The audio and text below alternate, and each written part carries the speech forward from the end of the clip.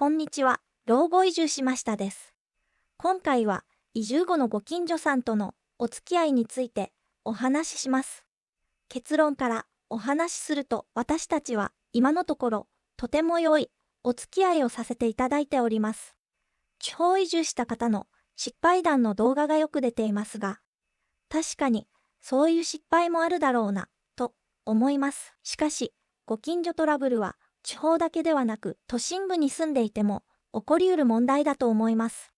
長年住み慣れた土地を離れて知らない場所に移り住むというのはとても勇気のいることです。その土地ならではの慣習や暗黙のルールがあるかもしれない。年を取ってからそんな不安や気遣いをするなら今の場所に住んでいた方が良いのではと考えるのも無理はありません。ただ、今の生活に退屈や不満があるのでしたら挑戦してみる価値はあると思います。ただ、若い人と違い、良くも悪くも残り少ない人生です。後悔はしたくないと思います。そのための下調べはとても大事です。例えば、住居の問題や仕事のこと、そこで生活した時と今とではかかる生活費の違い。それらは前もってできるだけ調べることができます。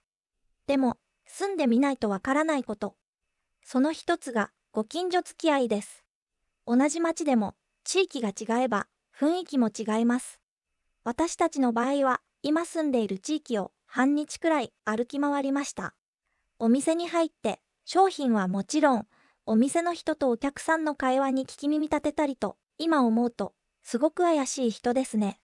歩いて行ける場所に綺麗な海があるのはもちろんですが、その地域に住みたいと思った一つに、道端に置いてあるベンチに、7、80代の女性たちがくっついて座り、まるで女子高生かと思うくらいに楽しそうに笑いながら話をしていました。その姿がなんとも可愛らしく見えたのです。その地域が排他的かそうでないかは、すれ違う人に挨拶をしてみてください。こんにちは、と声をかけて返事をしてくれるか。そもそも目も合わせてくれない地域もあります。声をかけるのはいろいろな人にかけてみてください。比較的女性は返事を返してくれる場合が多いです。年配の男性は悪気はなくても人見知りの方が多いようです。年配の女性と話ができればそこの地域の方言の有無もわかります。